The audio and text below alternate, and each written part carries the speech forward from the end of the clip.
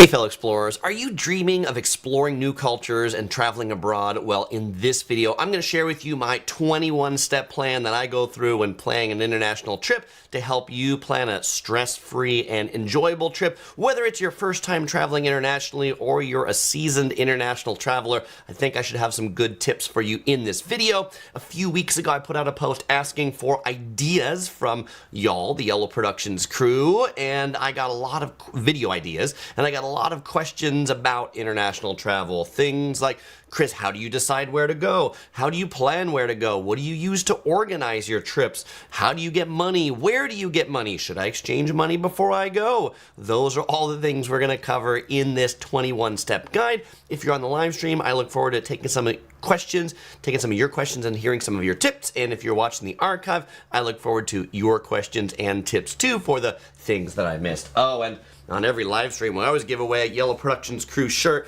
This new one, the new one this month, is the Yellow Productions Crew Panda and Princess shirt. If you don't win one, you can buy one for the low $20 first month price before it goes up to full price. All right, so the first step when I'm going someplace internationally is I gotta decide where to go. You gotta choose your destination.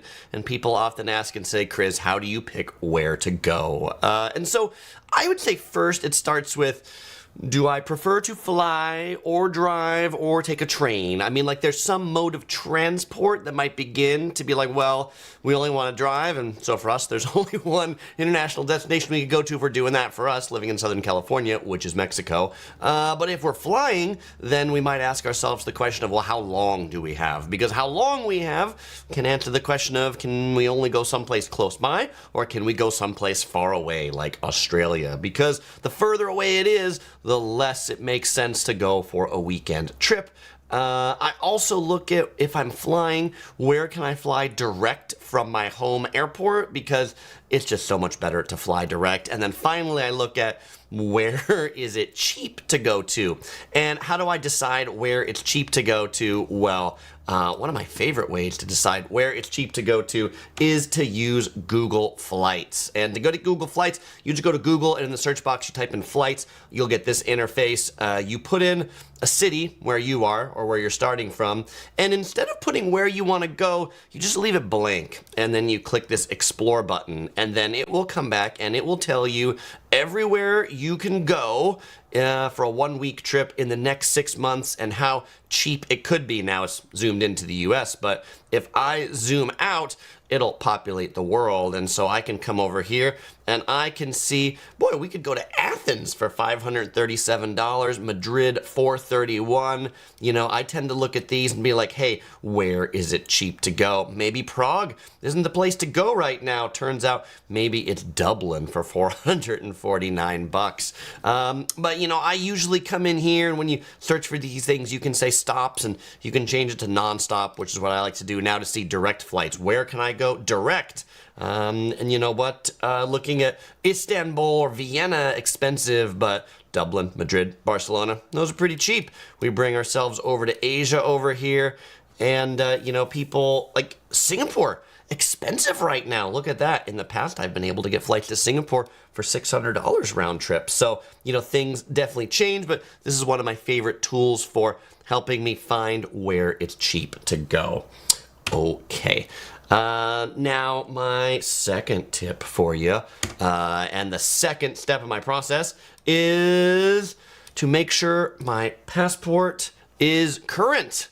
And you should make sure your passport is current. Many people don't realize that many countries require 6 months of validity on your passport when you're trying to enter the country. People say, well, my passport's still valid when I'm going, but if it expires in 6 months or less than 6 months, then it's probably invalid, and so you need to get a new passport. Obviously, you should look at when you're planning to take that trip and be like, is my passport still valid? And then think about, if it's not going to be valid, how long is it going to take me to get a new passport? Because it can take a while sometimes to get new passports. I mean, in the USA, we're catching up, but, you know, it took us, when we renewed our passports, I mean, it was coming out of COVID, like, they were running, like, 4 months or something to, like, renew a passport. Really, really long time. Oh, Canyon Overlook asked about the Google Flights things to say, are those basic economy tickets? Sure. Some of those fares that come back, you have to dive into a little bit more to be like, what is that $400 fare? And you might click in and you might be like, oh, that's not this. This is $600. But ones that you find pretty cheap are usually a pretty good starting place to realize that maybe they're a couple hundred, but they're still less than the ones like to Singapore where the cheapest ticket is $1,200.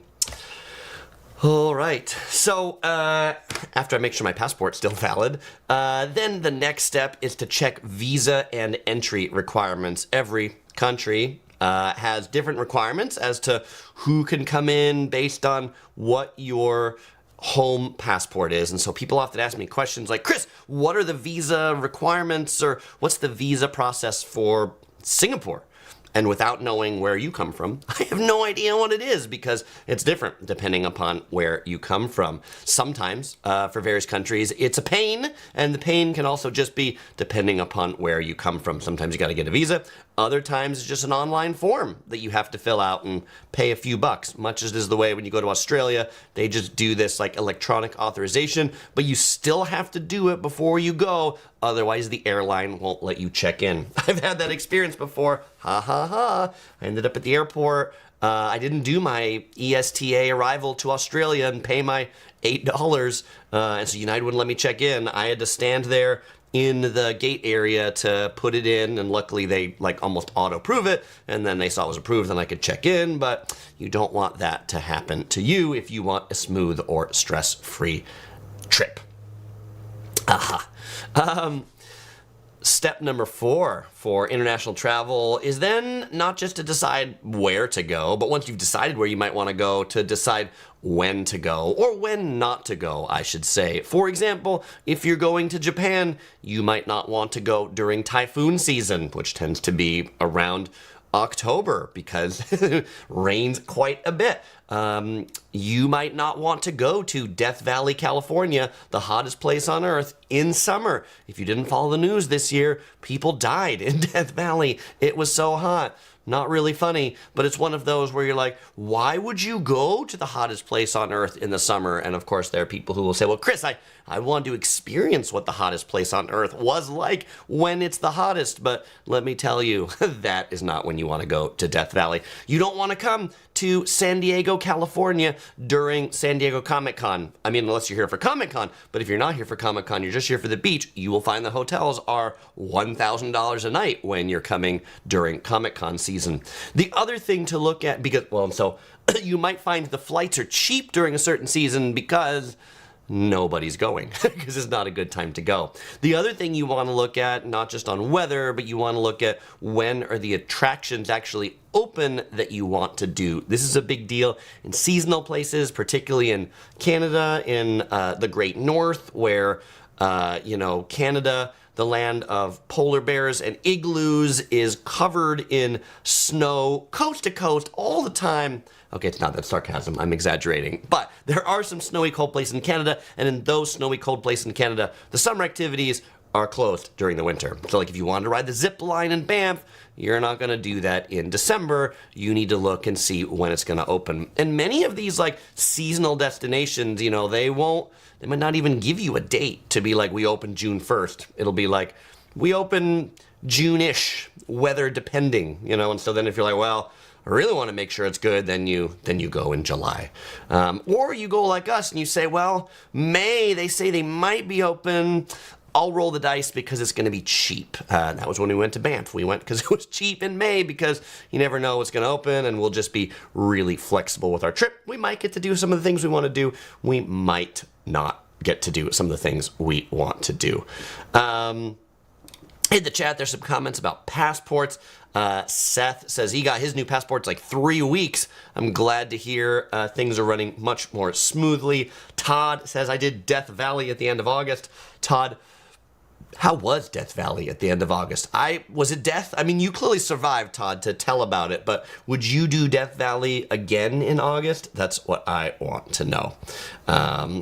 Okay, so my 5th step then on planning an international trip is within the country that I'm going to, planning where to go in that country and then what to do in that country. And how do I do that? Well, by watching Yellow Productions videos, of course. Well, I can't because I haven't made the video yet. You should watch Yellow Productions videos if there's one made on it, but that is absolutely where I start. When we're going to Banff, I start watching other YouTube videos about what people have done, what I like, what I don't like, and go from there. Back in the day, I used to use like TripAdvisor's list of things to do. I find that not particularly useful anymore. I do buy books. We are planning a trip to Western England to go to London, Bath, and the Cotswolds, and we got the Rick Steves book on England, because whether you think Rick Steves is the most animated, funny, ha-ha person, because he's not. He's a really good travel book writer and usually has some really great suggestions about what to do, where to go, and then like what order you can do them in that makes logical sense. I feel like that's one of the hardest things is you look at a city and there's this unordered list of things you can do, and now you have to parcel them down into, well, how many days and where can I go from where? And so we start with our big list of things, and we will generally make a 3-tier list. We'll make our things that we must do, things that we want to do, and things that would be cool to do if we're nearby. And then we look at where those things are on a map, and then we start to place them in the days, and then we place the major things that we must do in the days, and then the things that we'd kind of like to do, we place in those days as well. The things that like maybe we don't even place on an agenda, we just make pins on Google Maps. We make a little flag or a star, and then if we happen to be nearby them, it'll come up when we're there and we're like, oh, there was that restaurant that we flagged that might be cool if we're nearby it. We'll go ahead and stop in. All right, so that's how we plan where to go and what to do. Google now has a pretty good like things to do feature in it. Like in Google Maps, you can click on things to do. I find that a little bit useful too. Then it's time to book flights. And by the way, the reason why I've planned out all the stuff about what to do and where to go before booking flights or booking trains or booking whatever transit to get to the place is that I might not want to fly in and out of the same airport. Or I might be flying to a place like Tokyo that has a whole bunch of airports, or London that has a whole bunch of airports, and I want to know which airport should I fly into and which airport should I fly out of. When we go to Japan, we often like to fly into one airport, maybe fly into Tokyo, and then fly out of Osaka. If we're going to Europe, maybe we'll fly into Paris, and then we'll fly back from Frankfurt, for example. That's a great way to see a lot and then not have to cover ground back to get back where you started. When I book flights, I generally like to arrive in daylight hours. Not like 6 a.m., not too early. Hate 6 a.m. arrivals, particularly in Paris. Getting into Paris at 6 in the morning, or should I say before 6 in the morning, turns out nobody works at the airport in Paris before 6 in the morning. If your plane arrives into Charles de Gaulle Airport in Paris before 6 a.m., it just sits there because the airport workers in France, they don't start before 6. So there is nobody to bring the jet bridge up to your plane if your plane happens to arrive before 6, which happens quite often. Many planes arrive before 6 and they just sit there until bing, the clock comes and somebody's ready to roll that jet bridge up. Because you get someplace at 6 a.m., you get to your hotel, you can't check in. What do you do with your luggage? You're tired, you'd love to take a shower, your hotel-less for 8 hours before you can check in. So I like to time things, like in a perfect world, I would time things such that I can get to the hotel right about 3 or 4 o'clock when it's check-in time. The other thing to look at if I'm not able to do that and I'm really getting into some places 6 a.m., when I am booking hotels, which is now the next step, I may very well book a hotel for the night before so that I actually have it on the day I arrive, if it's a big deal. If it's not a big deal, then I will simply call the hotel that I've booked and say, hey, I'm arriving early. If there's any way that I could get an early check-in, if you have a room available, I would love it. And it's amazing how many times that actually works. It's not going to work in a hotel like in Las Vegas at the MGM Grand or something like that. They'll be like, great, we'll give you an early check-in, just give us $100 more. But many hotels around the world, they're like, sure. I mean, you know, whether we check you in at 4 or 6 a.m., if we've got an empty room, we'll be happy to give you that room, because if it's empty, it doesn't cost us any more money. Todd says, I always try to arrive anywhere during daylight hours or business hours. That's a good plan, because places that you're not familiar with are so much less creepy when it's daylight hours. You have so many more options of what to do and where to go. When it's business hours, you need to get some water, you need to get something to eat. You know, if you're arriving into a destination at 1 in the morning, because you got a really cheap flight on Ryanair to get there, but it gets there at 1 in the morning, the trains are closed, the stores are closed. You know, even maybe the hotel front desk people went home for the night. Nobody's answering the doors are locked. So yeah, arrivals that are that late are really rough. If I'm arriving someplace, like if I have a flight that gets in at midnight or something like that, we've done that before to Tokyo. We've done those flights that arrive at midnight.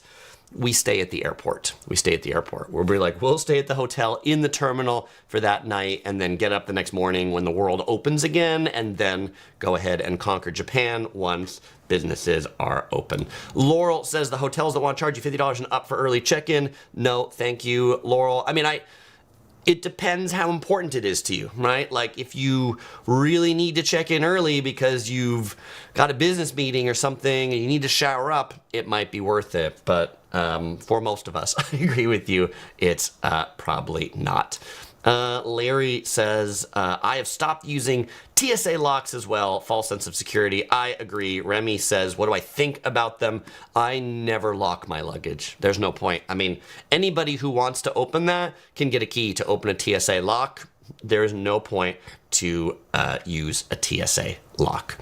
Walter says, have you ever used Agoda for hotels and stays in Asian countries? All the time. I think Agoda is... you can often find better deals on Agoda than you can from the hotel's website directly. Plan In, which I'm going to talk about in just a little bit, which is what I've been using recently, they source many of their hotel rates from Booking.com, Expedia, Agoda, so you can get those good rates aggregated on Plan In. All right, but booking hotels. So where I generally start booking hotels is I start on TripAdvisor. So I'll go to TripAdvisor, and let's say I'm going to someplace like Sedona. I've already typed in Sedona, and I'll click on hotels. And, you know, it says, like, if you want to see rates, you can type in some dates. I don't find this all that useful, but, you know, maybe if you do, it gives you some small sense of how much they cost. But the first thing I do on TripAdvisor when I'm looking at hotels is I go up to this sort by here and I change it from best value to traveler ranked. The traveler ranking I find to be a much better sort than the best value. I don't really understand the best value ranking. It just seems, in my opinion, that seems to be whatever TripAdvisor wants to put in front of you rather than what people rate the best. You do have to realize that TripAdvisor will shove something at the top here that's sponsored, which is this one. And then the first one that TripAdvisor says is great in Sedona is the Adobe Grand Villas. I take the first ratings with a grain of salt, but you know what I generally look at is I'm like, if there are 40 hotels in Sedona that TripAdvisor rates, then probably staying in one of the top 20 is good. And I probably don't want to stay in the bottom 10. Those probably aren't great. But like, you know, so if I go into any of these that I look at, like I'll dive into and I'll click on the Courtyard. By the way, so you see how this was sneaky? We didn't get down to number 17, but the Courtyard snuck in here between number 5 and number 6. How did it do that? It was sponsored. When we clicked on the Courtyard, it came back and said it's actually number 17. So beware of the sponsored things in the listings. But then I will come down to these reviews that are down here, which is this section of all the guest reviews. And you can read them. You know, there's a lot of stuff to read. But what I like to do is if I'm staying in a Marriott, then I like to come in here and I like to type in the word titanium into this search box because I want people in their reviews who say we are titanium elite status. That means they have stayed 75 nights a year at Marriott's. These are people who travel a lot. These are not people who travel once a year and love any hotels. And then you can say, hey, I'm a titanium, blah, blah, blah, blah, blah. This is one of the worst Marriott's. Rip off prices. I'm a lifetime. That means this person stayed over 1,000 nights in Marriott. So they have some credibility to their review. If I was searching for Hilton, I would search for Diamond. If I was searching for Hyatt, I would search for Globalist because those are the top tiers in those programs. A thing I've been using recently, and I mentioned this before, is plannin.com. This is a great site where you can get some insider deals on hotels, but not just that. They basically rank the search based on creator reviews. And so they admit approved creators to the platform, and then you go in, and when you do a search for some place like San Diego, the results that come back are ranked by ones that creators recommend. And if you sign up with your favorite creator, like you sign up by me, then the Yellow Productions reviews will come right up to the top. And they do have some cheaper rates, but you have to sign in to see the cheaper rates. But usually this list of the ones that creators recommend at the top, I've found to be a pretty good list in cities. And that doesn't mean that those are all the good hotels, but then you go to some of these other ones and be like, I wonder why nobody has reviewed the Heritage Inn. Probably not all that great. The other things I'll tend to look at, like any of these things, even if I'm coming here to plan in, I will go to the hotel's website and be like, I just want to make sure it's not cheaper direct. Sometimes it can be cheaper direct. I'll look on American Express Fine Hotels and Resorts because I'm an Amex Platinum member to see if they have any like package deals that include breakfast. I'll look at package deals from the hotel to see if they have any discounts or maybe they have a AAA discount or something. And then I will always book a cancelable rate. But then there's also like sometimes it's hard to tell spatially where hotels are. And so this is Google Maps right here. In Google Maps, I like to click the hotels tab right here up on the top. This is Tokyo. And then it puts like all the hotels in Tokyo on the map. And if you give it some dates that you want to go, like maybe you want to go for Halloween, then it'll come back and give you those rates. Now, question about rooms, because now we have more than two, we have 3, then we would come in here and say 3, because at 2, it would be giving us back rooms that have maximum occupancy of 2. And so if you're traveling with more people, then you actually want to know the rates of what it is. And you can scroll down this list here on the left and say like, okay, where is the Manga Art Capsule Hotel? And it'll zoom into it right here. That's the Manga Art Capsule Hotel. Or if you're like, hey, I wonder what this hotel is, you can click on it and then get that one back. But this is a good one to like find areas or places where you're just like, in general, where should I stay? And so here's another one where like Tokyo, you look at hotels and they're all over. But if you look at like Philadelphia as a place and you click hotels, you kind of like look at this, and if you zoom in at the city, you can see there's a big cluster of them right here, and there's a big cluster of them right here. So these are like the places that people tend to stay, tend to be right around here, around the city center, and then right around here, around the Liberty Bell. And if you're like, I only want cheap hotels, you can sort that for just cheap hotels. You're not going to get much for less than $100 by the Liberty Bell. Or you're like, man, I am a baller and I just want hotels that are at least $300. And then you can be like, okay, well, what are the expensive hotels? I get the Ritz-Carlton and I get the W. So this is just another interesting way to slice and dice through potentially hundreds of hotels in a city.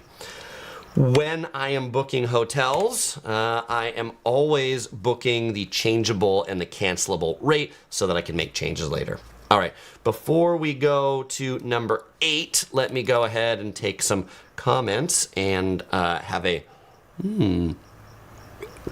drink. What is Chris drinking today? Chris today is drinking some soybean milk that comes from Taiwan. Very pleasant. By the way, very different tasting than the soy milk that you will find in American grocery stores that doesn't taste like milk and doesn't taste like soybeans either. In Taiwan or China or places where they enjoy this, it usually won't say soybean milk. They'll usually often call it soybean juice, but it has a not sweet taste at all. A very mellow taste, I think, but perhaps an acquired taste. Michael H. says, what is your favorite hotel in Tokyo? I have a number of hotels I like in Tokyo, but if there's one that I recommend to people, it is the Hotel Century Southern Tower in Shinjuku. It's right next to Shinjuku Station. There's a thing that says, I don't trust those things from Asia. I don't trust things that are made in China, but this is made in Taiwan. And so I trust things that are made in Taiwan. I trust things that are made in Japan. Just because, like, Asia's a really big place. And so, all right. That's right. Carmen says, if I see some at the store, I will pick some up. Yes, pick up the Asian soybean milk, not the American ones. Larry really likes the Hotel Gracery Shinjuku. It has Godzilla. You can't miss it. I know the hotel you're talking about exactly, Larry, and it has Godzilla on it. One time I was meeting a friend in Tokyo, and he said, Chris, meet me under Godzilla. So that was how we met. Remy says, I love soybean milk, staple Asian product. TNG says, I've only booked non-refundable rates a couple of times, and each time something came up which prevented me from going. I am superstitious, so I no longer book non-refundable just to avoid bad things. Yeah, that's it. So, and this is where I'll say, like, I'm not superstitious, but I just know plans change. Whether my personal plans change, something happens, or whether I just might want to change internally what I'm doing on the trip. Or the other thing is, like, sometimes with the changeable, cancelable rates, sometimes the hotel drops their rates. And so 3 days out from the trip, if that's the cancellation deadline, I will always go and relook at what those hotel rates are. And I've been able to save hundreds of dollars for a hotel just rechecking the rates and rebooking it 3 days before when the hotel didn't have enough bookings, and so they dropped their rates. So keep that one in the back of your noodle. Same thing if you're flying an airline and you have a refundable or changeable fare, like Southwest Airlines is a great example of this. You can get the fares that have no change fees, and if they're having a fare sale, you can actually get a refund for the price difference between what you paid and the fare sale. Carmen says, I always used to book non-refundable. I don't anymore due to savings potentials. Well, Carmen, I hope that works out to you. Kathy says, I always book for cancellations. Points Traveler says, you could always book a refundable rate and then check the non-refundable rates a couple days before to see if you get anything better right before you leave. And I think that's a great thing to do right at that 3-day window when you're like, hey, I'm checking. Is this rate better? Yes. Can I get a non-refundable rate if it's 3 days before? Chances are you're probably still going. So that's a very valid point, Points Traveler. Same thing if you're like, if you are planning a weekend getaway and it's Thursday and this is when you're planning your trip, you can probably book the prepaid rate for Friday. That is my exception to that rule, is on my whim travel. All right. Walter says, Agoda's cool because you can book now, pay later. Use a few days before the date you booked to check in. Pretty much all the, I think all the booking platforms, you can generally do that, like book now and pay later. Plan In, Expedia, all those things, hotels, direct, they're all standard business practice for sure. The Lipsmacker says, we just got back from Tokyo. I wish we had booked refundable so we didn't have to fly out during a typhoon. Yeah, that's it. You might want to change and shorten your trip. And if you've got refundable, you can see that coming and you can cancel some of those days at the end. But if you've already paid for them and they're non-refundable, then you are locked in. Fritz says, usually if I book a hotel, I do a couple of research searches in Google for a view, photo, video, and Google Street View, trying to get a feel for the vicinity. Thus, I could set expectations. Fritz, that's a good tip. I really like the looking at the Google Street View and then looking around it to see what other things around, or the restaurants or the supermarkets, things like that. Thank you for that one. All right, now we're really here at number 8, which is, now that I have booked the flights and the hotels, step number 9 for planning an international trip is booking within the trip transport. So if we're going to multiple cities, let's say we're flying into Japan and then we're going to go to Osaka, we got to book that train. Or we need to book the rental car or those sorts of things. And, then it becomes like, so on our Western England trip where we're going to Bath and we're flying into London, then it becomes like, okay, how do I get from London to Bath? Is it better to drive a car? Is it better to take a train from London? Where do I take the train from? And like from London, there's a lot of train stations, and there's actually a lot of trains that go from London to Bath, but there's only one fast train, and the one fast train goes from Paddington Station to Bath, and so that's the train that we want to book. But it's important to book, particularly train travel, particularly in Europe, ahead of time, because in Europe, the train travel, like, in Japan, train travel generally, like, the prices are the prices, but in Europe, they, like, rise based upon demand and how close you are to booking it. So, like, you know, man, we got our tickets from London to Bath for, like, $20 or something. But if we're booking them, like, the day before, because I looked at what those are, then they're not $20 per ticket. They're, like, $100 per ticket. So booking that ahead of time is useful. Obviously, then you have to know what time you want to go. I often like to time going to other cities, like sometime right around checkout time of the hotel, and to get to the other place around check-in time. So same rules that I had before. If I'm flying, and I didn't mention this earlier, booking flights, I'm not an early bird. I don't like early mornings. Early morning flights have the least delays. And so if your goal is to not be delayed and go on time, then book the early morning flights. They're more important when on your long haul, you're like going from Los Angeles to Tokyo, and you don't want that to be messed with because you want to start your trip off right. But maybe internal to the trip, you're like, I don't care as much whether we fly from Tokyo to Sapporo on time, like an hour later. What's the big deal? Then maybe that's not as big of a deal for you. Also, people ask me this question about, like, if we're driving and we have stuff in our car, what do we do with it? Like, how do we not get our luggage in our car stolen? And my answer is we try to keep our luggage in our car as little as possible. What does that mean? That means that, like, when we're in Banff and we're checking out from the hotel, the Fairmont Lake Louise, and we're checking into the Fairmont Banff Springs, as much as we would love to stop for a hike on the way with all of our luggage in the car, we will not. Instead, we will go from the Fairmont Lake Louise and drive nonstop. I mean, maybe we'll stop and use a bathroom someplace at the visitor center, but mostly nonstop to the Fairmont Banff Springs Hotel and check in there. And it's not check-in time, so we don't get to check in, but then we will leave our luggage, and then we will go off to do a hike. We really don't like to leave our luggage in our car because luggage in your car is a huge target to get your luggage stolen, which then leads to bad times. If you are in Japan, not a big deal. Carry your stuff in your car everywhere, anywhere you want to. That is an exception to the rule because people don't really steal in Japan. But unfortunately, if you are in a country where people do steal and break into cars, yes, it is less convenient to not be able to stop with your luggage, but don't. Just go to your next hotel, have them hold your luggage if your room's not ready, and then go about your other business. Laurel says, I love trains in Italy, paid too much, did not book in advance. Laurel, thank you for sharing that. And that's, one of the things I like to say is these travel guides, my goal is to share with you the things I wish I knew when I was there the first time that I didn't know, so that you don't end up in things like that. Paddington Bear says he's got to feed his kidlets somehow. Paddington Bear indeed comes from Paddington Station. He has to feed his kidlets and those last minute tickets that they get it. Carmen also says reserve your seats in Europe, Germany in particular. Absolutely, on trains in Europe, many of them are reserved seat trains, and so the earlier book, the better you can get seats, the more seats you can get together. Yada yada yada.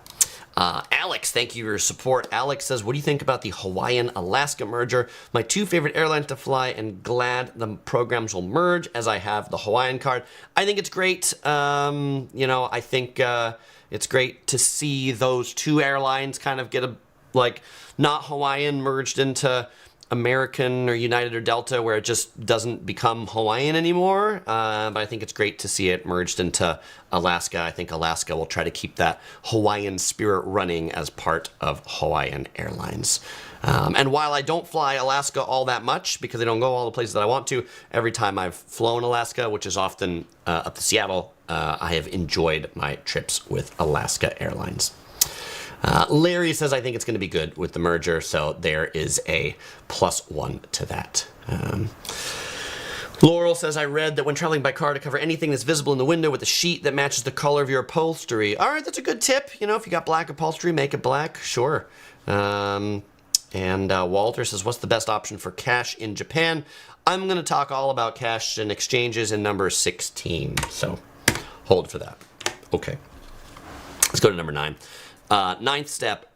Plan an international trip is not just to make reservations for flights and hotels and trains and cars, but now to make reservations for restaurants and attractions. Ever since COVID, more and more attractions are requiring reservations. And I don't just mean attractions like Disneyland, I mean attractions like hiking trails and national parks and things that you would have never thought about requiring a reservation before now require reservations. So look at the things you want to do, see if you need a reservation.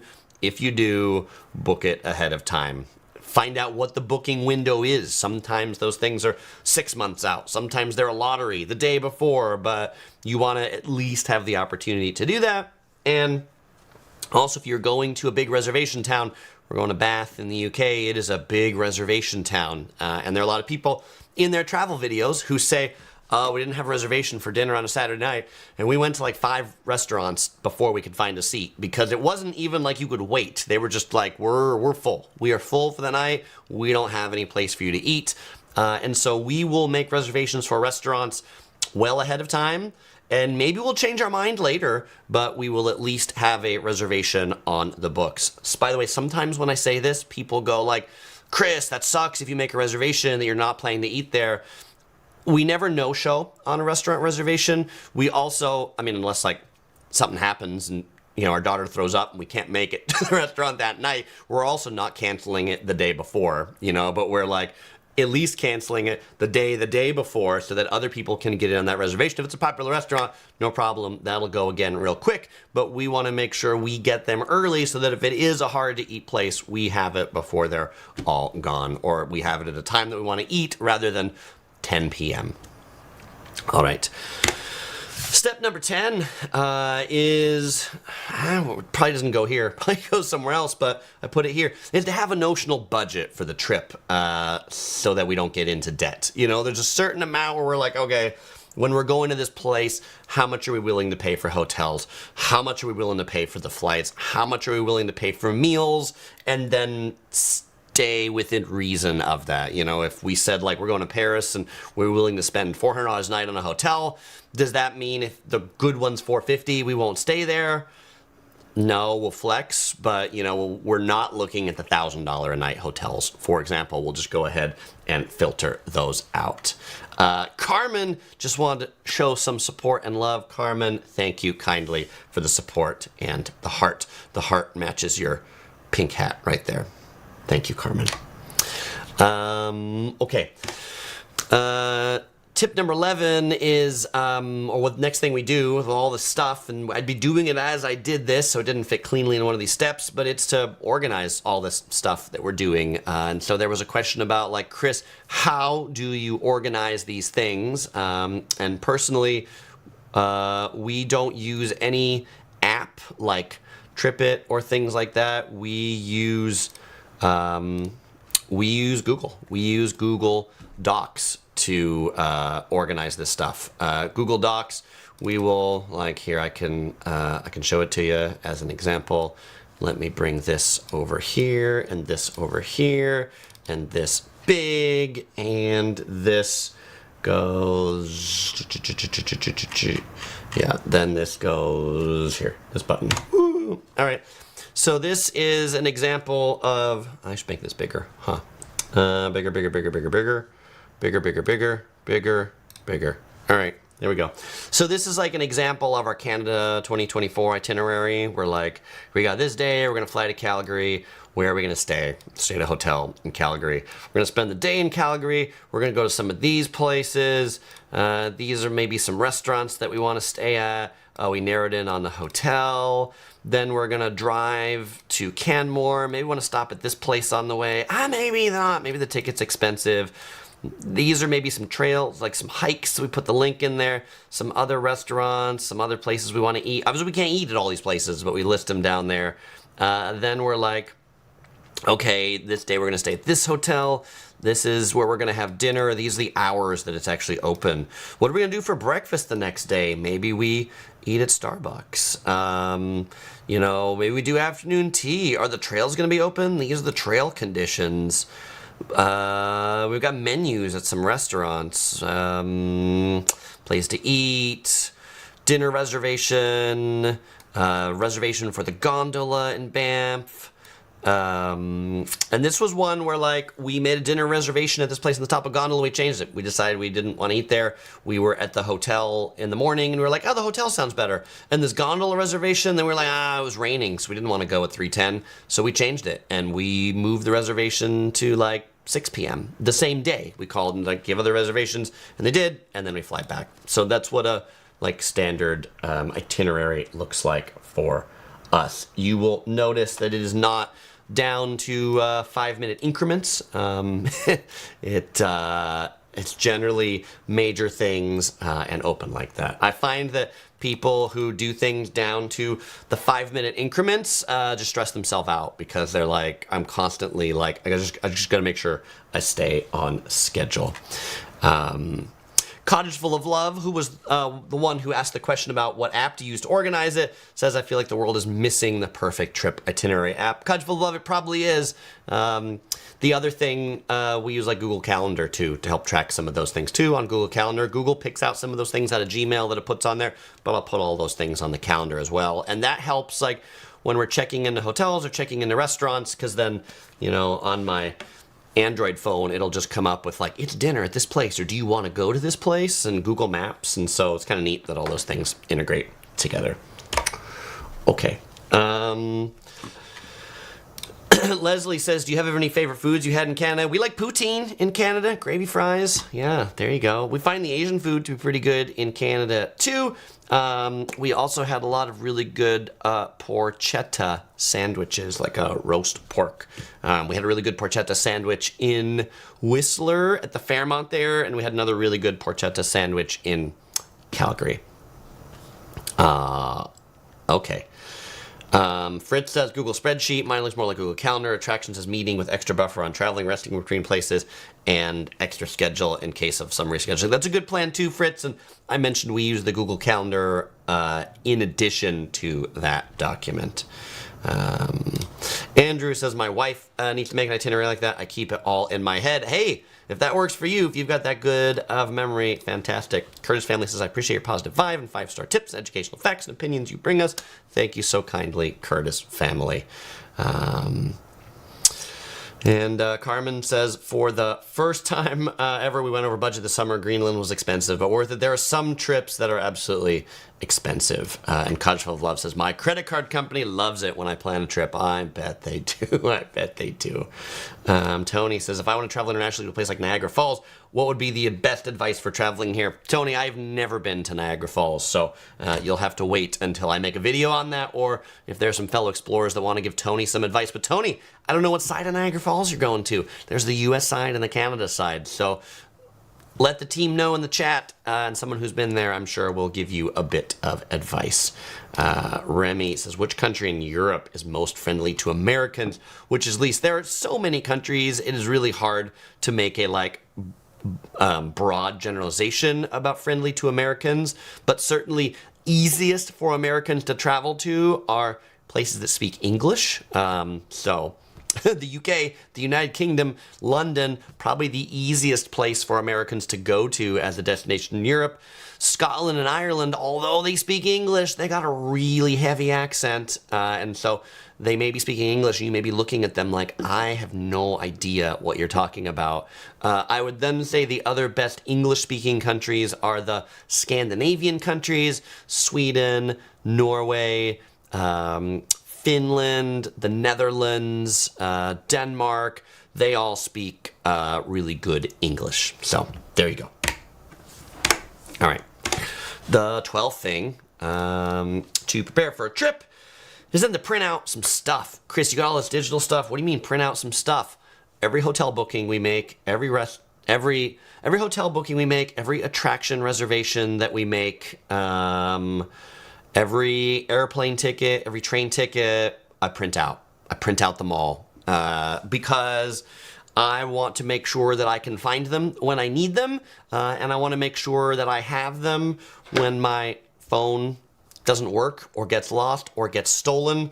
Nobody's going to steal my paper copy of Google Maps showing where a hotel is. I like to print out maps of things. I like to print out, like, if I'm walking there and it's out of the train station, where is it? Particularly in Japan, where it's like, to get to this place you want to know, go out exit 7, take this turn, and I want to be able to have that and not be gotta like rifle through tons of stuff to look for it. For hotels in countries where they don't speak English as their primary language, I also like to print out the part of the hotel website that's in the local language with the map. So that if I'm taking a taxi or I'm talking to somebody in that country, I show it to them in their native language instead of in English. Because if I show it to them in English, they're like, I don't know what that place is. Many times hotels have an English name and then have a local language name. And if you refer to it in English, people be like, literally, they don't know what that hotel is.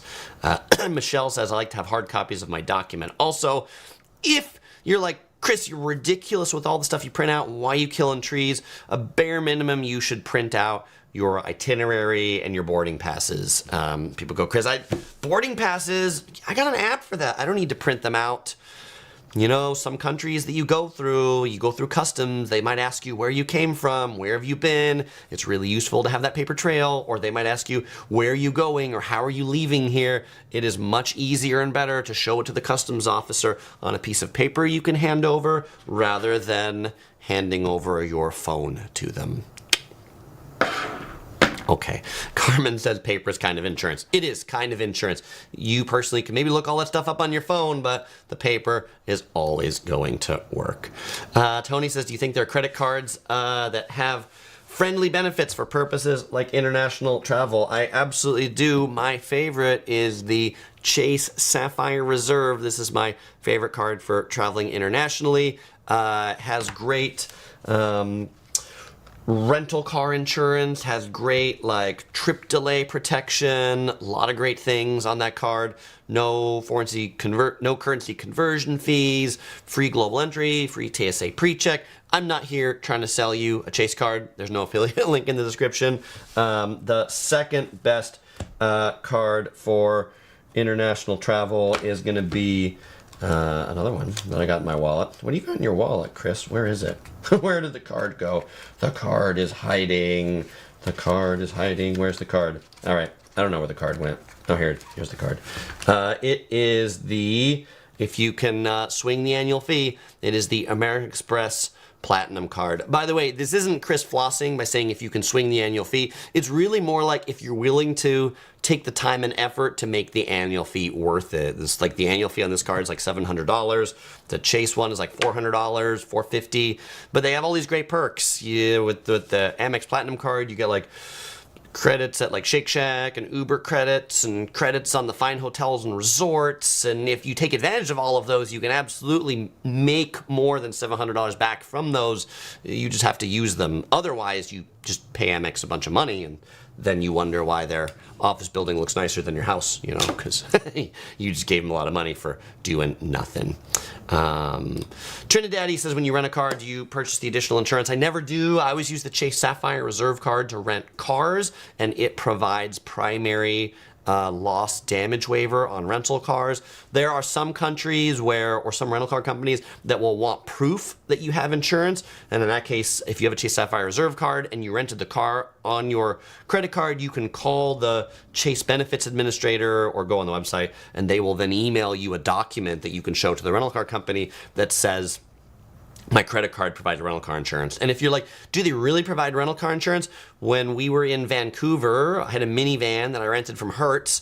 Leaving the parking garage at the Fairmont, Vancouver downtown, I scraped the minivan on this pole that totally jumped in front of the minivan. The pole wasn't there when I started my turn, but halfway my turn, this pole jumped into it. Anyway, Hertz was like this $2,000 in damage to repair the scrape on the side of the car.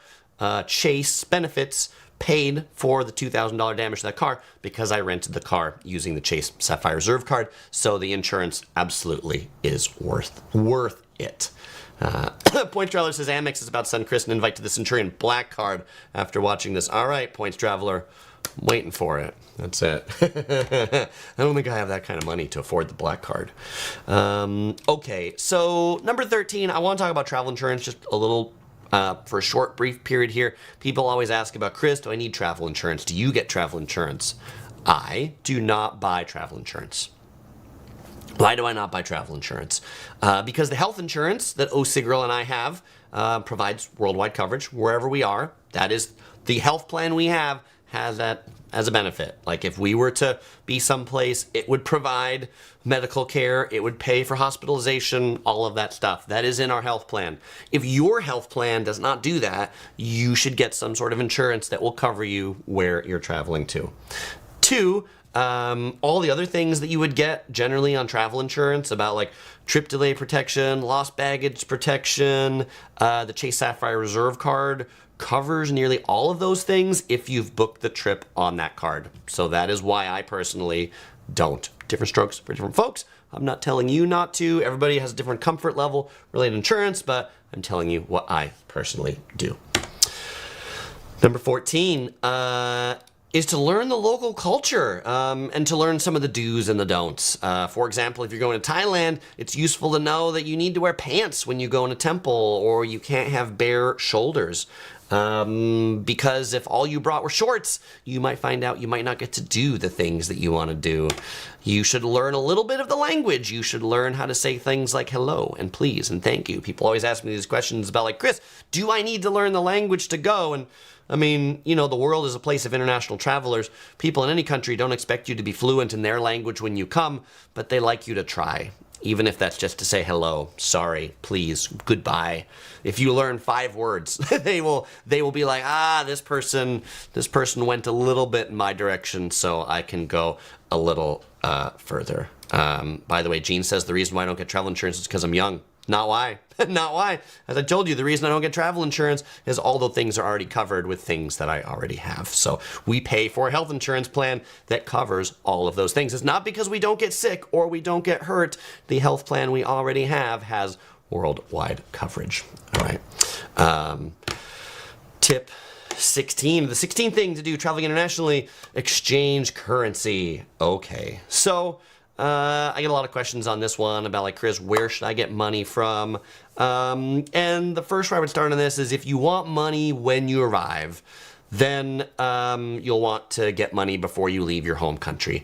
This is good if you're coming into your destination, maybe by a cruise, maybe by a train, maybe by a car, because there might not be great currency exchange places or ATMs where those places go. When we went to Ensenada in Mexico on the Disney cruise, I was like, there's probably going to be an ATM near the cruise ship port.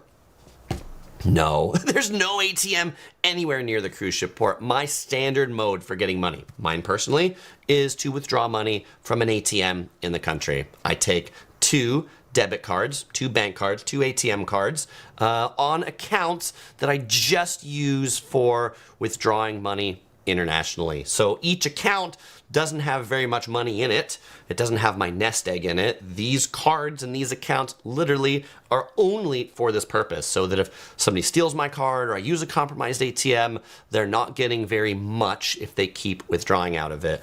They are both credit cards that don't have any international currency conversion ATM exchange fees. The one I recommend the most for folks in the US is the Charles Schwab card. It is probably the best that you can have for withdrawing money internationally. I don't use the currency exchange places in airports. They charge you up the wazoo in fees because think about it, there's way more labor for that person than there is for the ATM. The thing to also think about for ATMs is the ones in airports might really hit you with a tourist fee. It's best if you can like go to a bank ATM, not the Travelex ATM, but like one by a bank. I get a lot of questions about Japan. One of the best places in Japan, not one, the best place in Japan to get your money is at the ATMs at 7-Eleven. Every 7-Eleven convenience store has an ATM that accepts nearly all international ATM and debit cards. That is where we always get our money from in Japan. You find them like every 2 blocks in Japan. Now, the exception to my like employees, people exchanging things, in some countries, you can find places where they have really good exchange rates by a person. In Singapore, in Chinatown, they have really good exchange rates at those exchange counters. Not at the airport. You'll have to go out into the city to find it, but then you have to think to yourself, do you want to travel with a ton of cash? I personally don't. I travel with enough cash that if there was an emergency, I could exchange it if neither of my debit cards work, that I could like go on for a little while. But generally my goal in any country, if I can, is to spend as much on my credit card as possible. That didn't come out right. It made it sound like I have no budget and my goal is to spend $100,000. What I mean is any charge, anything that I'm buying or doing or consuming, if I can pay for that via my credit card that has no international currency conversion fees, that's what I'm going to do because that's the best exchange rate. That's the Chase Sapphire Reserve card. That's the Amex Platinum card. There's a number of those that have that. If you're a really frequent international traveler, it's worth it to pay for a card that has a annual fee to get that. Point Traveler says the tap feature on my Apple Watch is my bank. Carmen says 7-Eleven is my bank abroad. 7-Eleven is a great bank abroad. All right. And Point Traveler says the Schwab card, a version of the Amex Platinum card. I mean, there is a Schwab version of the Amex Platinum card, but that's not what I'm talking about. Point Traveler, like at Charles Schwab, you open a brokerage account and then you get a debit card from the brokerage account. That's the Charles Schwab ATM card. Okay. 17, then it's to decide on luggage. Now it's time for packing. And so it's like, okay, well, how long am I going? Am I checking in? Am I carrying on? Those will drive a whole bunch of things about what I'm personally taking for luggage. Do I want wheels or no wheels? Am I going to a sandy or snowy destination? If I am, the wheels are going to suck. Not going to be able to drag them. They won't go anywhere. In that case, I'll want stuff I can carry instead of stuff that I drag. It's important to pay attention to different airlines' requirements. Every airline has different requirements for how they measure carry-ons or check-ins, the weight, the length, the linear length, all those sorts of things. It's all airline specific. One carry-on that works on one airline might not work on another airline. Apparently none of them work on Spirit or Frontier Airlines. You ever see the videos about people are like, you know, the gate agent's like, that doesn't fit. And the person's like, they make it fit and they put in the sizer and they're like, it still doesn't fit. And they're like, what are you talking about? It's in the sizer. Anyway, you get what you pay for. So the other thing just to be aware of when checking luggage is to see if it's cheaper with the airline you're flying to do that like ahead of time, like to go online and say I'm checking a bag rather than doing it at the airport. There are many, particularly the low-cost carriers, that penalize you if you have to pay for your check-in luggage at the airport instead of doing it ahead of time. And with all the world of lost luggage, if we are checking in luggage, we always put an air tag in every bag that we're checking in so we know where the bag actually is. The 18th thing we look at is then mobile data. How are we going to have cell phone service where we're going? And this is one where, like, it depends how long we're going to be someplace and what we need to do. I have T-Mobile. With T-Mobile, it has worldwide unlimited data, but really slow. It's like 512 kilobits a second or 256 kilobits a second. Like, it's really slow. And OC girl, she has Verizon. She could pay like $10 a day for like data in a foreign location, which, you know, if we're going to Mexico for a day on a cruise, like, all right, fine. You know, we'll just roll with it. But if we're going someplace for longer, like if we're going to Japan, then we might not get SIM cards, but we might get a pocket Wi-Fi, like a router. That's a Wi-Fi router that all of our phones, my phone, OC girl's phone, the Curious Prince's phone, can all connect to get internet from this little battery-powered Wi-Fi router. For the UK, for our Western England trip, we're going to do eSIMs. Never used eSIMs traveling before. I now have an eSIM on my Samsung phone here. When I upgraded to this one, it actually was like when I transferred from my other phone, it was like, do you want to convert your regular SIM to an eSIM? So I don't have an actual SIM card in this. And I feel like that's the wave of the new generation, is like buying an eSIM before you go, downloading it to your phone, and when you get there, just turning it on. Never personally used them before. Will after this trip. We'll report all about it. 19 is now packing. We generally start packing a week before any big international trip. A week before, Chris, crazy talk. We don't put it in the suitcase a week before, but we put it like on a sofa or on the floor. Like we start putting all the stuff that we're gonna take with us out so we can see all of the things. We have a checklist for all the things for our 4-year-old daughter. Make sure we have all of these necessities that she needs. I travel a lot, so I remember all the things that I need. I just a count of how many yellow shirts and underwear and socks and multiply that by number of days. Pretty darn easy. And there's a lot of things I just never unpack. I never unpack my toiletry kit. There's a bunch of things I just never unpack. They just stay in my luggage and maybe move between different suitcases. But then all the stuff that's out, you know, like maybe a day or two before, then we'll just do the test pack to be like, does all this stuff actually fit in the suitcase that we think we're taking? And then the night before we go, when we're leaving from home, everything's packed. Everything's packed, zipped up, sitting by the door. That way we have no packing stress the actual day of travel. Everything's ready the night before. Tip number 20, before doing that final zip up on the suitcase, is a final check of the weather in the destination to make sure we didn't think it was sunny and it's going to be sleeting or typhooning. In that case, you might have to do a last minute change on the wardrobe. And then tip 21 is always to get a good night's sleep before. People say, Chris, how do you beat jet lag? It is not by being exhausted before the flight. Really helps if you're rested before you go. All right, fellow explorers, that is Chris's 21-step plan to plan international travel. Let's go ahead and take some Q&A before we get to the giveaway. Fellow explorers, it is now Q&A time. If you've got a question, I've got an answer. All right, we'll take some comments, then we'll take some questions. Michael says, I can't pack too early or my cats will catch on that we're leaving. Oh no, Michael. Brandon says, good night's sleep is essential. I agree. Henry says, I've flown Frontier 10 times in the past year. While it's not for everyone, I haven't run into problems as I have just a backpack that is under the size requirements. Same for checked bags. Yes, Henry, if you can live within their draconian requirements, by all means, different strokes for different folks. Kathy, who is traveling right now, says, I packed this morning for our trip today. All right, Kathy. Well, you know what they say. If you save it for the last minute, it only takes a minute. Here we go. Codgefield Love says, is there anything I can do to try and prevent my bags from being lost during international travel? I'm so nervous. One, direct flights. If you have direct flights, they are less likely to be lost.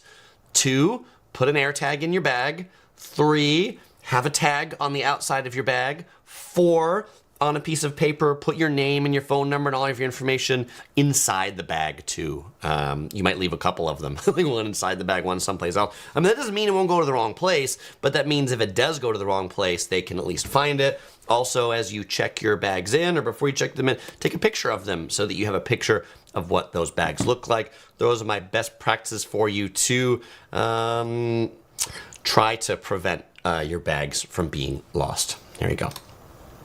I will say that every time, most of the times my bags have lost have been because I've had a connection. They've been lost in the connection. The only time they were lost on a direct flight was when we were coming back from Rome, Italy, to LAX, and they put somebody else's bag tags on our bags. And so when we got to LAX, and I handed them my tags to be like, my bags aren't here, my tags were someone else's bags, so they put someone else's tags on our bags and our tags on somebody else's bag. And so the other one, Codgefield Love, is as they are tagging the bags, watch to make sure that they say the airport that you're going to, that they got their name on it. Don't leave until your bags are tagged appropriately. Point Traveler says, you ever use the Wi-Fi calling feature on your phone to make or receive calls or texts abroad? I'm going to say yes, Points Traveler. T-Mobile just sort of does that. So, I mean, even at my house, I don't have very good cell phone service. And so I use Wi-Fi calling. I think it works differently on different carriers. But certainly in the hotel, if there's not great cell phone service, it'll roam to Wi-Fi. But it's already roaming. And so it's not like at that point that it's domestic US T-Mobile in London. That's not been my experience, maybe. Maybe it's been yours. Trinidad says, what tech do you take with you and how do you pass the lithium battery limit? I take a lot of tech with me. I have a whole video about all of my like everyday carry that I take, but I carry a lot of camera equipment. The stuff that's not camera equipment that is tech is a MacBook Pro and iPad mini and some Sony noise canceling headphones, maybe some AirPods too, depending upon AirPods Pros, depending upon whether it's a long trip or short trip. Long trip, I'll take the Sony's over the head. Short trip, I'll take the AirPods Pro.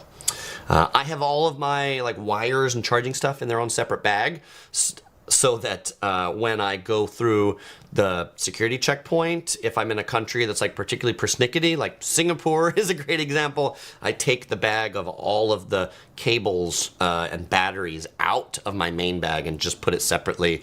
I found it tends to sail through more rather than if I keep it intermingled with all the stuff. Or if it doesn't sail through, then they just have one little bag to look through instead of rifling through all my stuff. Thespian says they're going on a Disney cruise next week. Awesome, Thespian. Walter says, what's your routine for getting your body used to the time change? I hear some folks try to stay up as late as possible and then sleep. Generally, yeah, going to a destination, I'm a walker. So let's say I'm going to London and I happen to get in 6 in the morning in London. I do not take a nap when I get there. Yes, it is like stay up as long as I can.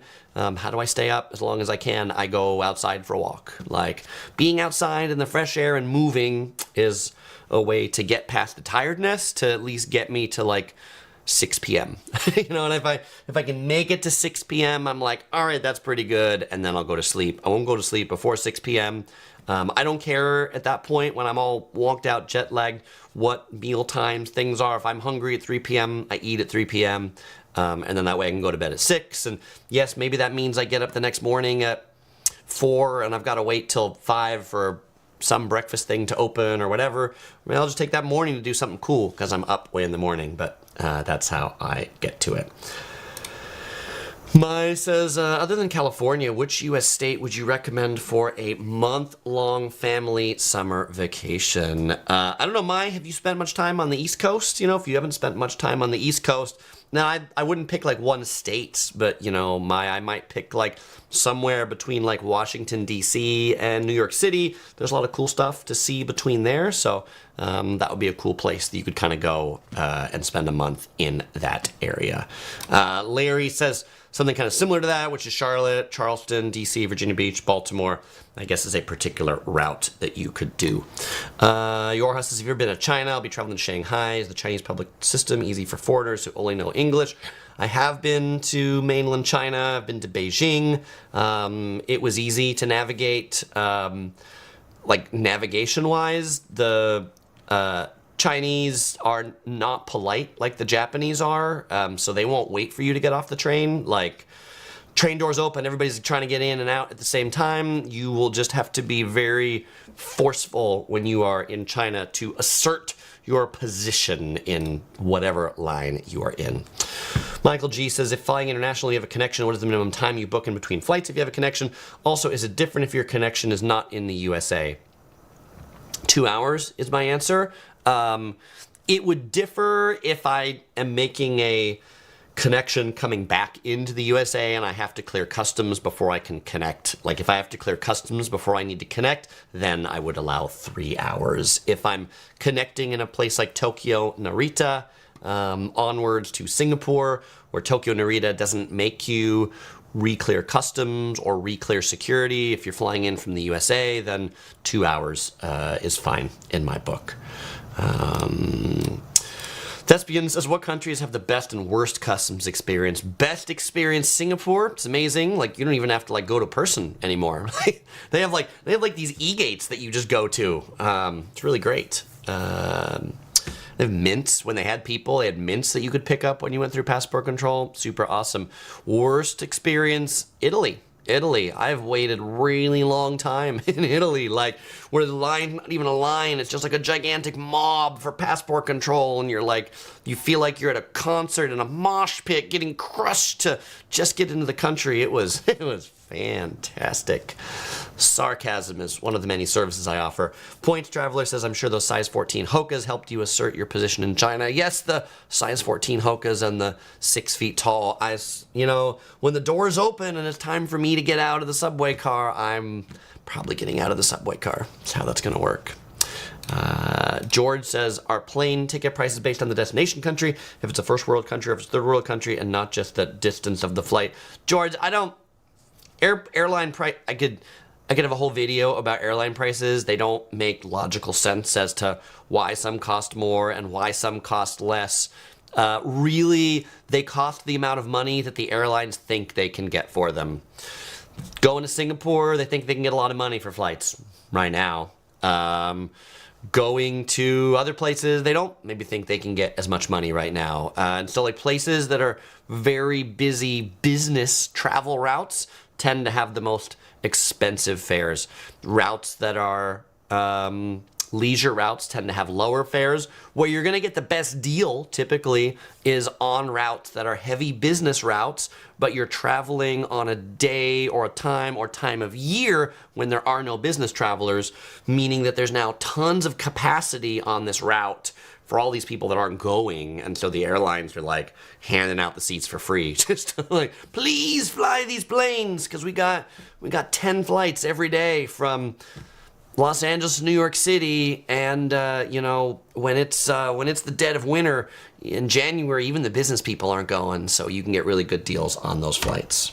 Yes, it's the time you've been waiting for. It's time for the giveaway. All right, fellow explorers, in every live stream, I always give away a Yellow Productions shirt. Today, I'm giving away the new Topher and Princess Yellow Productions crew shirt for someone who can answer my question, and that is, I held up 2 credit cards today in the video. What 2? Give me the bank name and give me the type of the credit card. You got to put those all on the same line, and if you're the first person to say that, then you will win one of these shirts shipped to you anywhere in the world. Not this one. You'll get a new one of the size of your choice. If you don't get to win one, you can pick one up at the Yellow Productions shop this month for the low price of $20. So it's $5 off for the list launch price. And I'll have a new shirt launching next month. This is the second new shirt of the new shirt variety. By the way, if you wonder when is the next live stream, you can sign up for the Yellow Productions update. I'll send you an email as soon as I know the topic and the time and the date. Probably one next week. I've not picked the topic yet. I need to go back to that thread where I asked you for all of your opinions to pick what the topic is going to be for next week. Okay, I see we have a lot of answers, so we're going to hit this button. And now we have a winner chicken dinner. Congratulations to Jason Law. Jason Law, you are the first person to say Chase Sapphire Reserve right there, and the American Express Platinum card. Those are the 2 Chris showed that said those are the 2 best for travel. Jason Law, send me an email, chris@yellow-productions.com. You'll find it in the description. Let me know your size and your address, and I will get that headed right over to you. Well, fellow explorers, always a pleasure hanging out with y'all today. As usual, I won't say goodbye because I'm going to see you in the next video.